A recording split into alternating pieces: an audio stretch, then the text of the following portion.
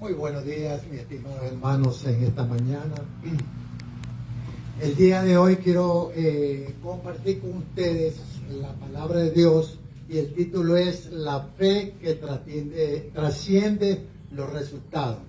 Ocurre que un creyente repentinamente se enferma y no consulta médico ni mucho menos toma medicamentos porque puedan mejorar su salud. Es más, cree y tiene fe en que Dios lo va a sanar, y si toma medicamentos parecerá como que le está fallando a Dios, como que no le creyera a Dios, o su fe fuera muy débil, o está faltando a la fe. Y podría esto lógicamente ofender al Señor Dios. Sin embargo, esta persona nunca sanó y su enfermedad siguió el curso normal, deteriorando su salud y su vida social y rutina diaria. Entonces la pregunta es, ¿qué falló? ¿Qué faltó? ¿Falló acaso Dios o su fe o su creencia? Muchos de estos tipos de problemas los vamos a encontrar hoy en día dentro de la iglesia y de la experiencia de muchos creyentes. El objetivo de esta predicación es desmitificar la teología de los resultados y afirmar una fe basada en la soberanía de Dios. Lo que se llama desmitificar significa o viene de lo que es lo mítico, es decir, cuando hay una enseñanza falsa que está corriendo o algo que es una fábula. Y en ese sentido nosotros vamos a desmitificar, quiere decir a sacar del error para poder aclarar este tema. Por eso el objetivo principal de la prédica en esta mañana es desmitificar la teoría de los resultados y afirmar una fe basada en la soberanía de Dios. Para el efecto tomamos como texto base Hebreos capítulo 11 y leemos dos versículos esenciales, el versículo 39 y el versículo 40.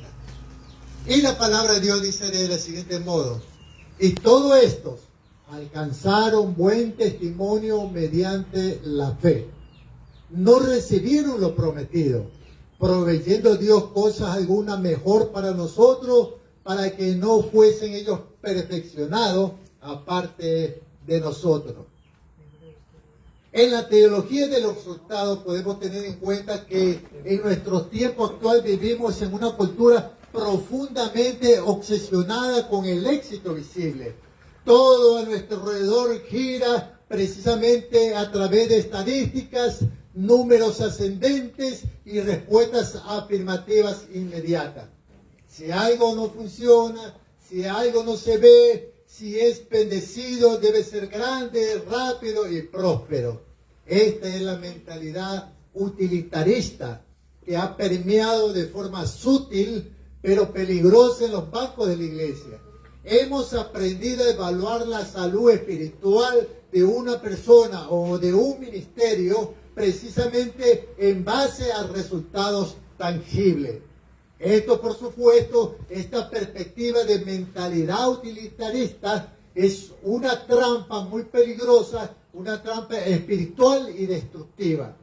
Caemos en el error de creer que la falta de resultados predecibles o la ausencia de milagros visibles equivalen al fracaso de Dios o a una fe deficiente.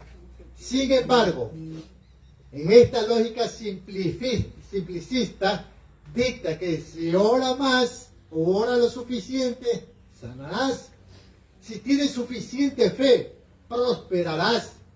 Pero ¿qué pasa cuando la respuesta es silencio? ¿Qué sucede pues cuando el cumplimiento de nuestras expectativas no se acuerda o no se acopla a la realidad que nosotros estamos viviendo? En este sentido, pues cuando condicionamos la fidelidad de Dios al cumplimiento de nuestras expectativas, nuestra fe se vuelve frágil, transaccional y propensa a la desilusión. Por eso acá hay muchos creyentes que en la iglesia ya no caminan el camino del Señor. Recordemos en los tiempos de Jesús, Jesús tenía muchos seguidores, 5.000 en una reunión de predicación en el desierto donde Él multiplicó los panes y los peces. En otra ocasión, otros 5.000 y en otra reunión lo mismo. Milagros, maravillas portentosos. Más de 15.000 seguidores. Pero cuando Cristo fue llevado a la cruz, ¿cuántos de esos seguidores, de los más de 15.000 en adelante que le seguían, estaban ahí? ¿Verdad? La multitud dice, dura esta palabra, ¿quién lo puede entender? Y dejaron de seguirlo. Y Jesús echó un reto a sus discípulos. ¿Queréis iros vosotros también? Pedro, inspirado por el Espíritu Santo, dijo, Señor, ¿a quién iremos? Solo tú tienes palabra de vida eterna. Amén, hermanos. Amén. La mentalidad utilitaria o la fe mágica, el enfoque que reduce la fe a un amuleto o una especie de mecanismo de conveniencia personal donde se distorsiona la confianza en Dios. El autor de los Hebreos desmantela por completo esta teología utilitaria o de consumo al mirar a los seres de la fe. A través de estos hombres descubrimos cómo hombres y mujeres que a pesar de los problemas y las situaciones que ellos enfrentaban, tenían una confianza radical. Murieron muchos de ellos muchas veces sin ver el cumplimiento de la promesa hecha realidad en su vida. Muchos murieron sin ver el cumplimiento físico de lo prometido. Por tanto, la tesis que hoy sostendremos es que la verdadera fe no busca manipular la soberanía de Dios. Es más para obtener resultados que deseamos, sino someternos en la confianza inquebrantable, sabiendo que la soberanía y la sabiduría de Dios muchas veces sobrepasa nuestro propio entendimiento y forma de creer cómo las cosas tienen que ser o suceder para decir Dios está actuando en nuestra vida. Debemos precisamente que la verdadera fe es someterse a la voluntad de Dios y no a nuestras expectativas, sabiendo que muchas veces nuestras expectativas, nuestros planteamientos son temporales, mientras los pensamientos de Dios son eternos. Los beneficios no son del momento que pasan. Los beneficios cuando Dios actúa son beneficios que permanecen aquí y en la eternidad.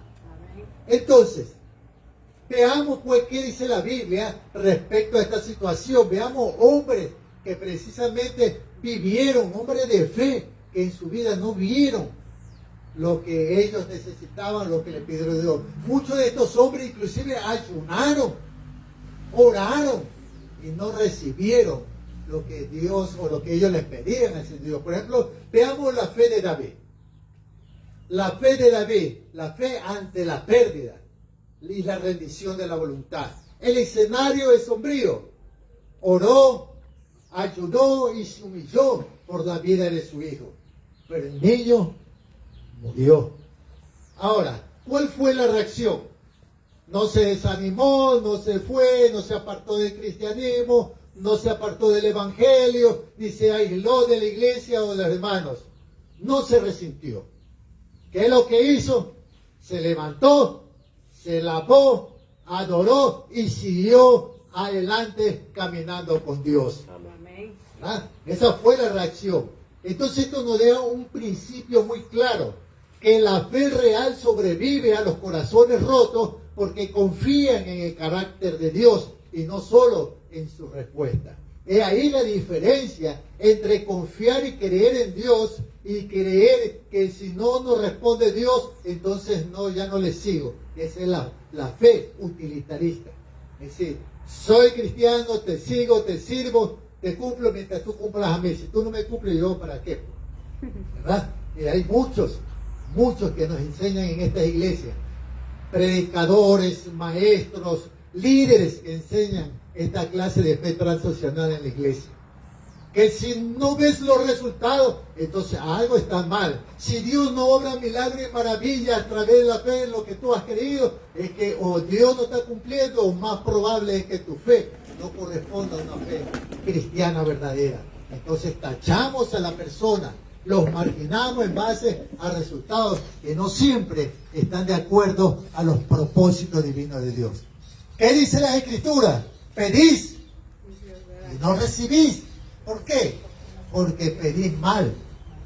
Muchas veces solo para la satisfacción de nuestro ego o para nuestras cosas mundanas que no edifican nuestra vida ni glorifican el reino de Dios.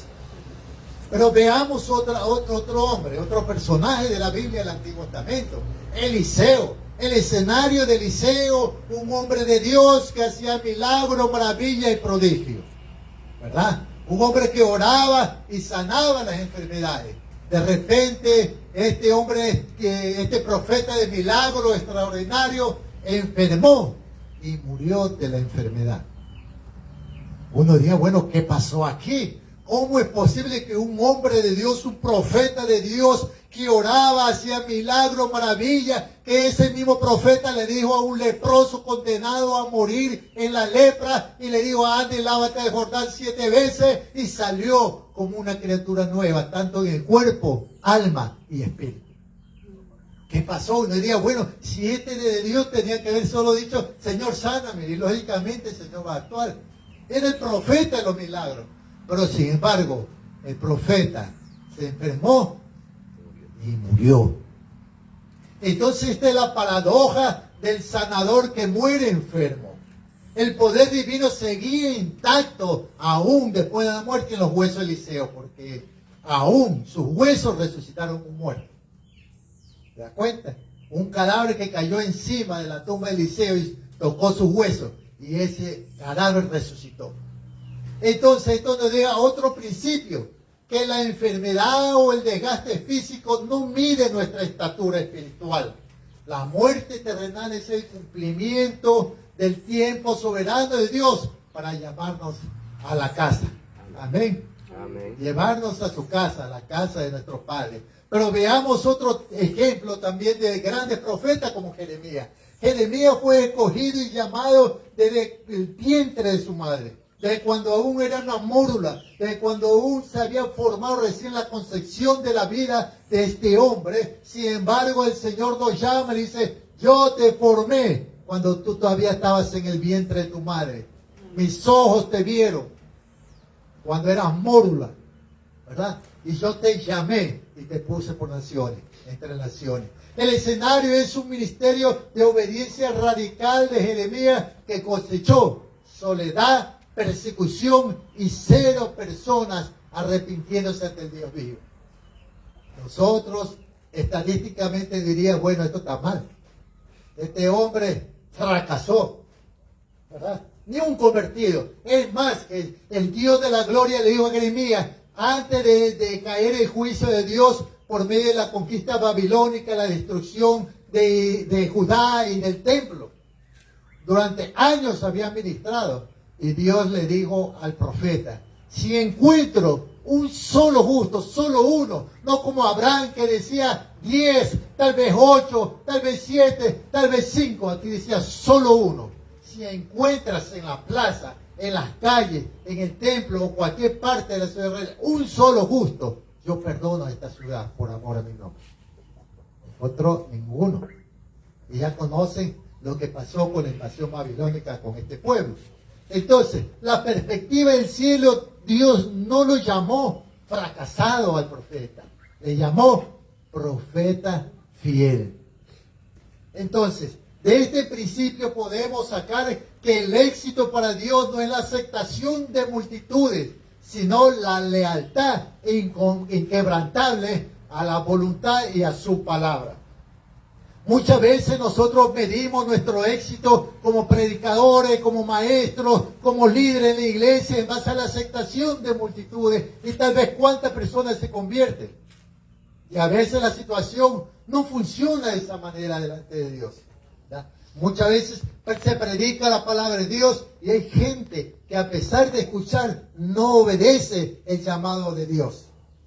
Pero la palabra está ahí. Y uno podía desanimarse y dice, bueno, yo predico y nadie se convierte a Cristo. Pero recuerda que no es tu palabra, es la palabra de Dios. Y esa palabra vive y hace la obra. Pues la palabra de Dios dice en el libro de Isaías que una vez que su palabra sale a través de un siervo, de un profeta, de un ministro, lo que sea, una vez que sale, no vendrá a él vacía. Tal vez demore, tal vez cumpla un siglo como la semilla, pero dice mi palabra como semilla, cae y da fruto a su debido tiempo.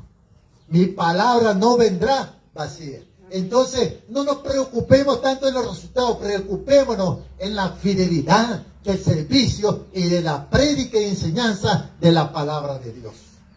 Amén. Entonces, el milagro interior, no hubo escape físico, pero hubo cielos abiertos. Y esto lo podemos ver en Esteban. En fe, el martirio y la victoria aparente ante un fracaso. El escenario, este hombre, un hombre lleno del Espíritu Santo de Dios, que termina siendo apedreado, sin rescate alguno. Uno me dice, Señor, soy un siervo fiel, soy un hombre lleno del Espíritu Santo, sálvame, socórreme, rescátame. Posiblemente Dios pudiera haber hecho eso, ¿verdad? Como así hay el caso, por ejemplo, de Daniel en el foso de los leones. Vino y un ángel descendió y le tapó la boca a los leones. Y fue salvo David. O que en el caso de Sadrach, Mesach y Abednego, que fueron echados en un horno de fuego. Los mismos guardias, los dos guardias que lo echaron al fuego, murieron solo por el resplandor de la potencia de ese horno que había 10 veces más de lo normal. Cayeron fulminados.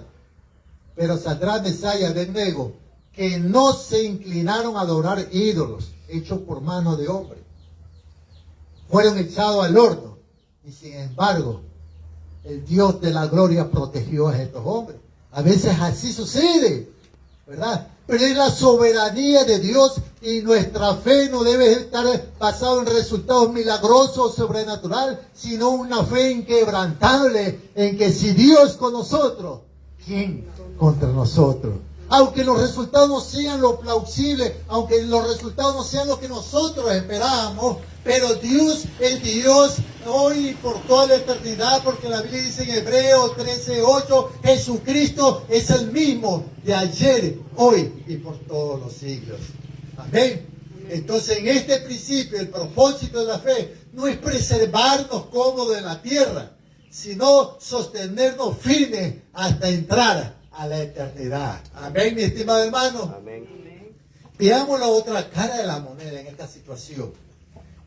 Vimos que muchas veces nosotros creemos, no, si yo consulto a los médicos o tomo medicina, ya, entonces he faltado de la fe, ya Dios no me va a responder, no me va a ayudar. Pero mire lo que dice el mismo Jesús, quien valida la medicina. Si leemos en Mateo, capítulo 9, verso 12, Jesús le dice, los sanos no tienen necesidad de médicos, sino que los enfermos. O sea, Jesús mismo te está diciendo que la medicina, dentro de los propósitos de Dios, obra los propósitos de sanidad a las personas, ¿verdad? Lógicamente, en el tiempo, por ejemplo, de Naamán, no existía la medicina para curar la lepra. Hoy en día sí lo hay. Ya hay medicina, ya hay tratamiento para curar la lepra. En ese tiempo no había, ¿verdad? Pero sin embargo, a pesar de todo y dentro de los conocimientos científicos de aquella época, dentro del campo de la medicina, Jesús lo avala diciendo, los sanos no tienen necesidad de médicos, sino los enfermos. Entonces, Él no condenó la profesión médica. Él lo usó como una analogía válida de su propia misión espiritual. Pero vayamos más allá. Vayamos donde el predicador del Evangelio, San Lucas. ¿Quién era este evangelista llamado Lucas? Médico. Era un médico. Era un médico. Y lógicamente, ¿de qué vivía Lucas? De curar a los enfermos. Exactamente, de sanar a los enfermos, ¿verdad? Curarlos. Es posible que dentro de su ministerio, lógicamente, cuando venía un enfermo y le recetaba para curar cualquier enfermedad, una cosa, siempre la palabra estaba ahí al lado. Cristo es tu Salvador, Cristo es tu sanador, vuélvate a Cristo, mira lo que Cristo hace, mira esto y lo otro. O sea, en su profesión servía al Señor, por eso escribió el libro del Evangelio de San Lucas.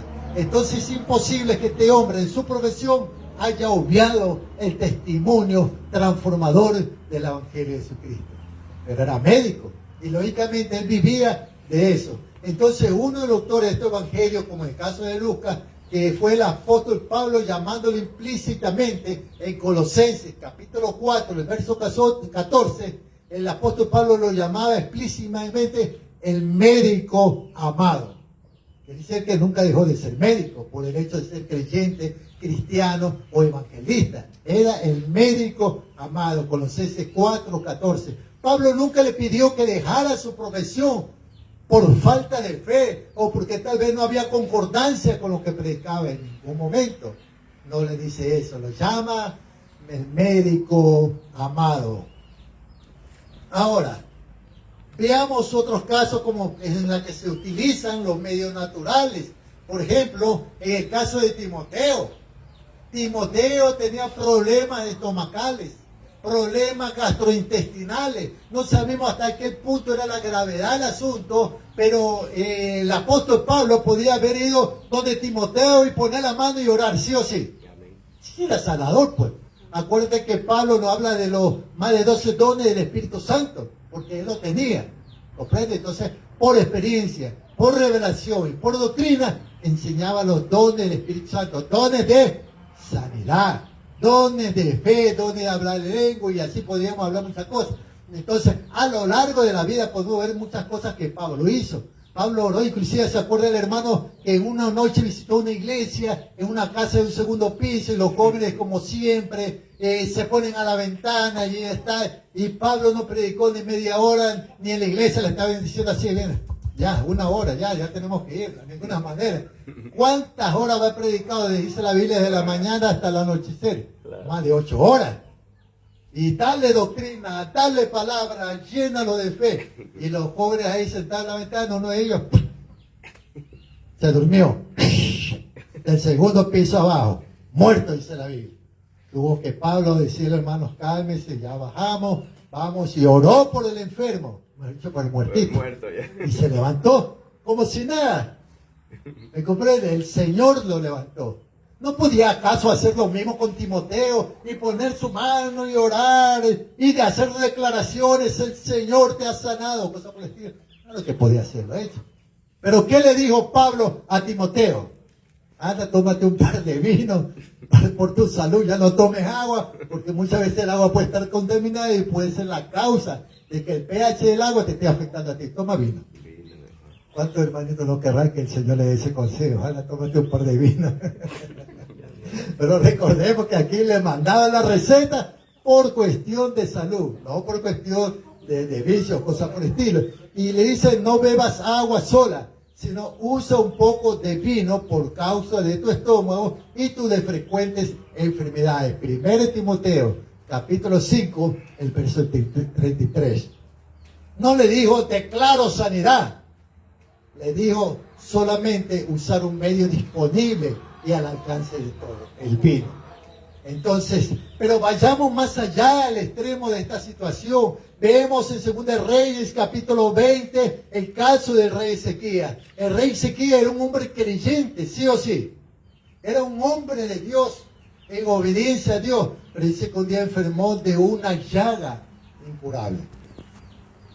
Una llaga que había dado lugar a un proceso infeccioso de tal manera que prácticamente Dios le dijo, ¿sabe qué, Ezequías? Arregla tu casa y tu vida porque vas a partir, vas a morir. No era una sentencia de juicio, sencillamente el Señor estaba aclarando que estaba próximo a que el Señor se lo lleve a la eternidad, a la casa celestial, pero que como rey y como padre de familia deje arreglado la sucesión del trono, deje arreglado todo lo que es y tiene que ver con la parte política del reino, para que sigan los pasos de servicio, de amor y obediencia a Dios. Y en la casa también, por supuesto. Entonces dice, arregla porque vas a morir. Pero este hombre se llenó de lágrimas y oró y le dijo, Señor, mira, yo he sido un hombre fiel, yo no he sido como el de acá al lado tal vez, que te abandonó, te dejó, se hizo, no, yo te he sido fiel, te he adorado, yo no he seguido a los ídolos, he buscado tu rostro, tu presencia, etcétera, etcétera. El Señor le manda al profeta y le dice, regresa regresa. ¿Y cuál fue el consejo de Dios? No le dijo al profeta, anda y ora por Ezequías y pon la mano en la llaga podrida para que se sane. No, le dijo solamente, dile a Ezequías que se ponga un cataplasma de higos. ¿Ya? Coge y hace un cataplasma de higos y pone en la herida. Y eso fue lo que hizo el profeta. Y eso le puso. Claro que detrás de eso está la mano de Dios, por supuesto. Amén. Amén. Porque si no, no hubiese sanado por más higos o por más antibióticos que tenga. Cuando la persona tiene que morir parte, sea lo que sea. ¿Cuántas personas en COVID gastaron miles de dólares en las mejores clínicas y a pesar de todo eso también murieron? ¿Verdad? Y hay personas que gastaron menos y el Señor tuvo misericordia y lo levantó, ¿verdad? Entonces, esto nos lleva precisamente a ver las dos caras de la moneda, de la cual nos habla la palabra de Dios en Hebreos, precisamente en el capítulo 11, versos 39, donde dice, y todos estos, aunque dieron buen testimonio mediante la fe, no recibieron, mientras que otros sí recibieron. Otros fueron salvos milagrosamente, otros prefirieron sufrir el martirio. Como el caso, por ejemplo, de Isaías, un profeta de Dios, un hombre de fuego de Dios. ¿Cómo murió? Murió asesinado por reyes impíos. Lo metieron en el hueco de un tronco y, según la tradición, lo partieron en dos. ¡Qué muerte tan cruel! Podrían decir, ¿dónde está tu Dios ahí?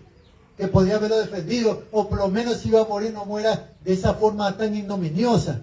Pero para Dios, dice la palabra de Dios, agradable es a los ojos del Señor la muerte de su santo. Sea que muera en forma violenta por la causa del Evangelio, como que muera de una simple gripe delante de la presencia de Dios. Lo importante es permanecer en Cristo, porque la palabra dice, séme fiel hasta la muerte y yo te daré la corona de vida. Entonces, eso es desmitificar, esto es sacar a la luz la verdad de esa teología que nos han enseñado, esa mentalidad utilitaria que en las iglesias están copando las bancas, los sitios, los hermanos, causando una serie de trastornos emocionales, una serie de trastornos espirituales y morales que desgastan la confianza en Dios. Pues precisamente en esta situación, cuando uno tiene esta fe utilitarista, actúa esta situación como un resentimiento espiritual dentro de nosotros, que actúa como un veneno silencioso que altera profundamente la relación con la fe y la creencia cuando esta expectativa no se cumple, ¿verdad? Y cuando no se cumple decimos, es que Dios a mí no me ama. Dios ama al hermano que está allá porque si el hermano sí ora y Dios le escucha y le responde. No, pero cuando yo oro y yo pido, Dios a mí no me escucha, no me oye. Entonces es peligrosísimo porque el resentimiento entra en nuestros corazones y produce división. ¿Cómo impacta esta emoción en la vida espiritual y mental de las personas?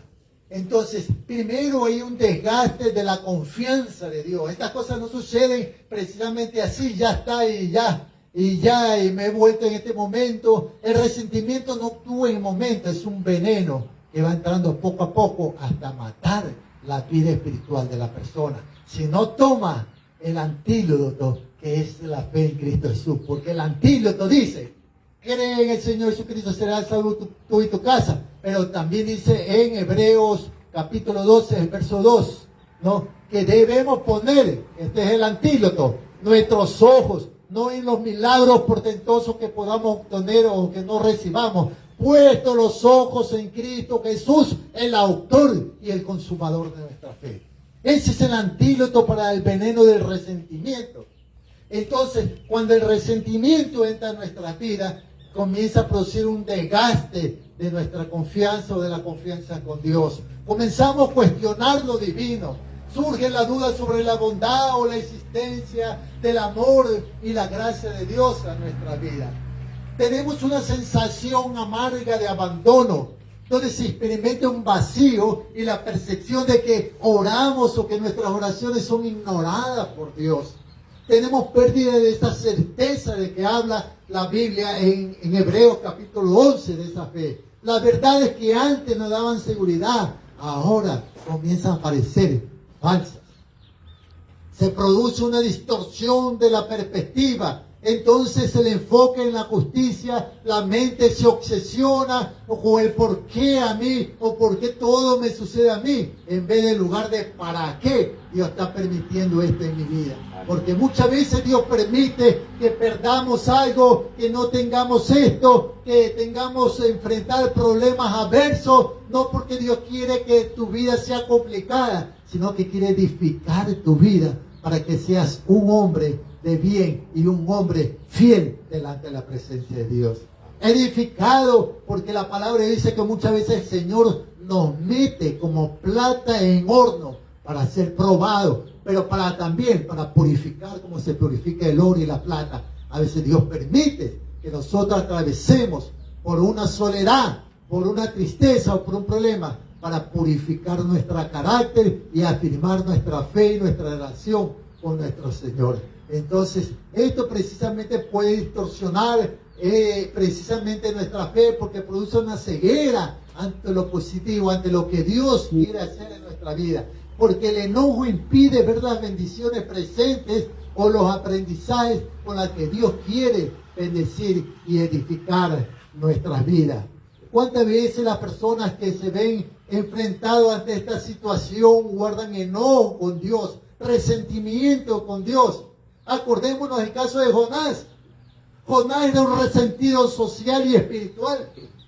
Jonás no quería que Dios bendiga a esa gente impía de Nínive, porque dentro de la historia de Israel, esta gente había tenido combate con Israel y habían sido muy crueles, hasta el punto que no perdonaban ni siquiera los niños de pecho, porque cuando peleaban y estaban ellos venciendo, le abrían los vientres de las mujeres y le sacaban los hijos del vientre y lo estrellaban contra la pared. Entonces era un resentimiento delante de Dios, porque ¿cómo puede ser posible que un Dios de gracia, un Dios de gloria, el Dios de Israel, vaya y tenga misericordia y le predique a esta gente para que se convierta y le diga y le advierta que Nínive va a ser destruido de aquí a 40 días?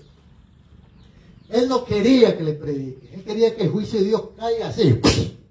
Por eso cuando fue y predicó porque tuvo que pasar una experiencia, tuvo que pasar en el vientre de un pez, cosa que no ocurre normalmente, son hechos sobrenaturales para doblegar la voluntad y la mala expectativa de este hombre. Tuvo que ir a Nínive, fue allá a predicar, pero él se fue a un cerro alto, porque lo que él esperaba es que Dios descienda fuego como Sodoma y Gomorra y los fulmine, los achicharre y se vayan al quinto infierno. Eso es lo que esperaba Jonás. Entonces él se sentó a ver qué iba a pasar, si ya descendía o no descendía el fuego de Dios sobre esa gente. Pero Dios dice, porque de tal manera amó Dios al mundo, que ha dado a su Hijo unigénito para que nadie se pierda, sino que todos procedan al arrepentimiento. Nínive se convirtió y la gracia de Dios se derramó sobre esta ciudad. Bravísimo el profeta. Por eso es que el Señor tuvo que hacerle crecer una calabaza, y al día siguiente que él estaba contento con la calabaza la hizo morir, le mandó un gusano y lo mató. Bravísimo también. Entonces Dios tuvo que tratar con el profeta para darle una enseñanza básica. El amor de Dios es para todos los pecadores. Que Dios no vino solo por los sanos, sino por los enfermos. Que Dios quiere que nadie se pierda, sino que todos procedan al arrepentimiento. Que el Dios que estaba ahí no era solo el Dios de Israel, sino el Dios de toda la creación y del mundo entero. Entonces un resentimiento puede producir amargura acumulada, en que las creencias se vuelven rígidas, frías y basadas solo en el reclamo. Produce una ruptura comunitaria, es decir, un aislamiento voluntario donde uno ya no quiere saber nada de la iglesia ni los hermanitos. La persona se aleja de su comunidad de fe por sentirse incomprendida, por sentirse rechazada, y precisamente esto afecta bastante a la vida espiritual y moral y la relación con Dios. Él rechaza la guía, se ignoran los consejos espirituales o los textos sagrados que antes nos reconfortaban y nos daban aliento. El juicio hacia otros, donde nace la envidia al ver que los demás sí obtienen resultados, mientras que él no obtiene resultados de lo que pide o desea. Debe haber una transformación de esa fe utilitaria Debemos volver. Por eso la palabra de Dios constantemente en el libro de Apocalipsis dice a la iglesia que precisamente debemos retroceder, memorizar, reconocer dónde hemos caído, para a partir de ese momento comenzar o empezar a rectificar nuestra vida y volver a las primeras obras y al primer amor. Amén. Entonces, esta fe transaccional se rompe, donde se rompe el pacto. Yo hago bien si tú me das lo que te pido. Es una fe transaccional, es una fe comercial, y Dios no trabaja bajo ese esquema o principio, porque la fe de Dios es una fe puesta en lo invisible. Entonces Dios permite las crisis. Las crisis a veces son necesarias, pero el resentimiento en una u otra forma nos obliga a madurar en la fe, pasando de una creencia ciega a una más profunda, resiliente y basada en la aceptación.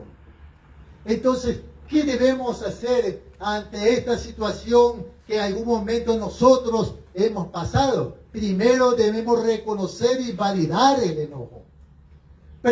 Nos permitimos sentir, no reprimir esta frustración de pensar que esto está mal sentirlo.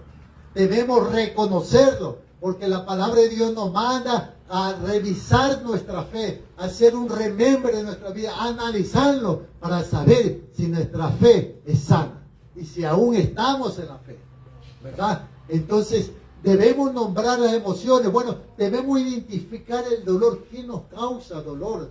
Detrás del resentimiento, detrás de la desilusión, la traición, el abandono.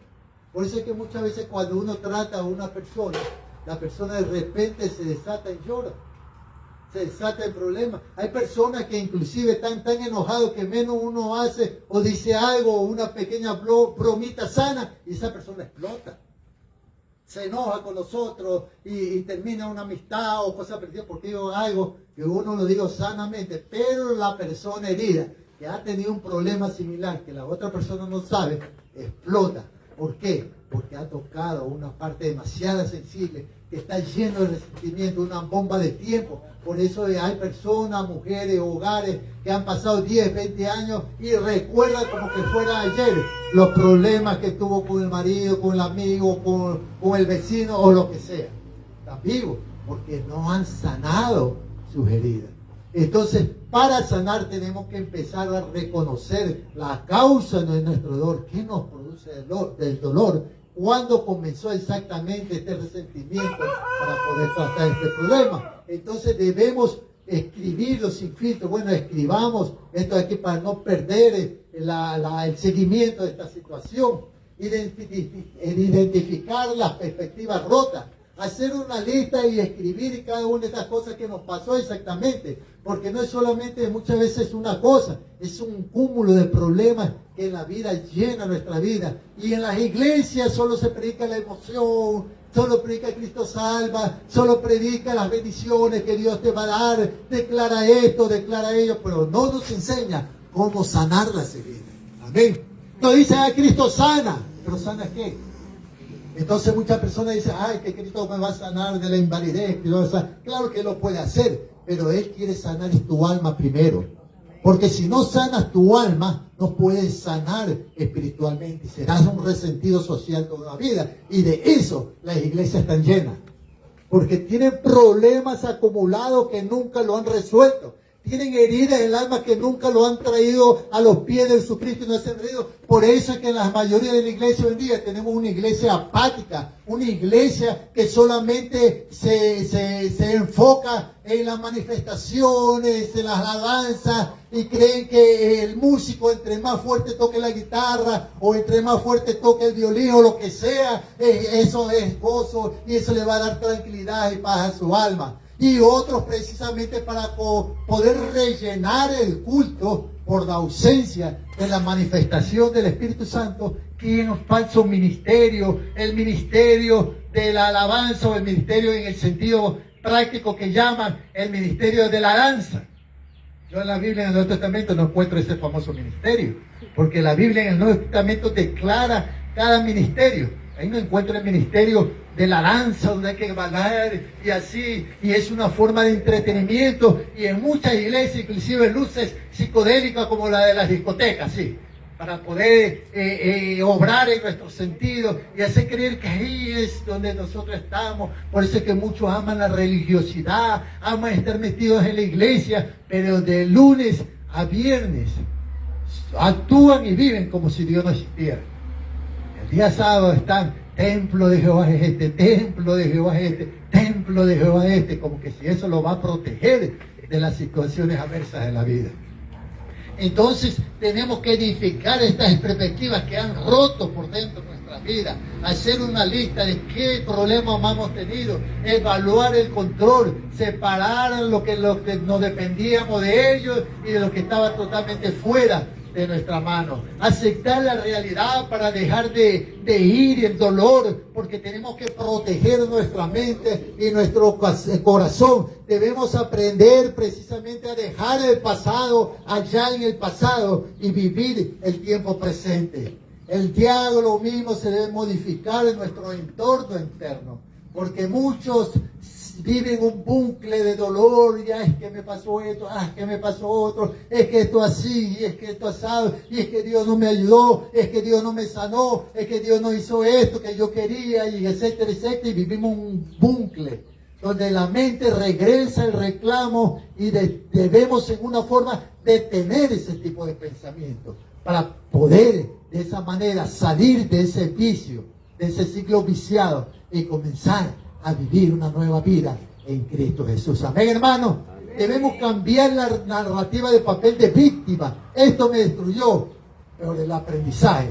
Esto me dolió, pero sigo adelante y lo voy a superar. Amén. La práctica de la autocompasión trata con amabilidad en lugar de culparte por los resultados o por sentirte mal. La palabra de Dios nos enseña en Mateo 22, del 36 al 40. No dice la palabra de Dios, amarás a Dios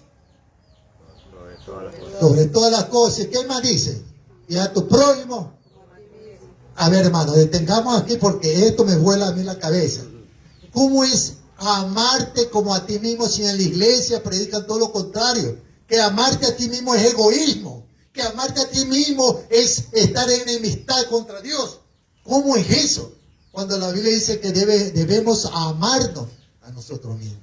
Y es que, hermano, amarnos a nosotros mismos nos lleva a ser compasivos con los demás. No nos llama a ser egoístas, nos llama a valorarnos a nosotros mismos. No esperar que otros nos valoren, sino nosotros mismos valorarnos. Valorar nuestra autoestima. No significa enorgullecernos, o por lo menos no de la forma negativa, sino sanamente. ¿Verdad? Entonces, de esta manera, amarnos nosotros mismos. Cuando aprendemos a amarnos, aprendemos a ser misericordiosos con nuestro prójimo. Amar a nuestro prójimo. Esto ya lo conocen en el caso, por ejemplo, del samaritano y de los otros señores, sacerdotes, religiosos, etcétera, etcétera, que se ocupaban solamente de su persona y los beneficios y no de la ayuda a su prójimo. ¿Verdad? Entonces, tengamos en cuenta en esto y debemos de esa manera trabajar en el perdón. Y mirar la liberación y decidir no basar nuestros problemas o resolver nuestros problemas no con la emoción, sino con la mente, con el perdón, con el compromiso diario de elegir con la mente, no con los sentimientos, ni con las emociones, ni el corazón, porque esto tarda en sentirse. Entonces, en conclusión, el estándar del cielo, mi hermano, Dios evalúa el proceso y el corazón no con la métrica humana con que el ser humano mide el éxito o la presencia de Dios en la vida. Y nosotros tenemos en este sentido hacer un llamado a la acción. Despojémonos de todo resentimiento por las oraciones no contestadas como queríamos y fortalezcamos nuestra confianza en el Padre, sabiendo que la victoria al final es eterna. Amén. Mire lo que dice Hebreos capítulo 2, el verso 1, el verso 2. Por lo tanto, puesto que tenemos un derredor nuestro, una nube tan grande de testigos, despojémonos también de todo peso y de todo pecado que tan fácilmente nos envuelve. Y corramos con paciencia la carrera que tenemos por delante, puestos los ojos en Cristo Jesús, el autor y el consumador de la fe, el cual por el gozo puesto delante de él sufrió la cruz, menospreciando el oprobio, y se sentó a la diestra del trono de Dios.